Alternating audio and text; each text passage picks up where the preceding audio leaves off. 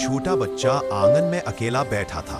उसकी आंखें उदास थी, कोई उसके साथ नहीं था। तभी एक तोता उड़कर उसके पास आया। उसने बच्चे की उंगली हल्के से छू लिया।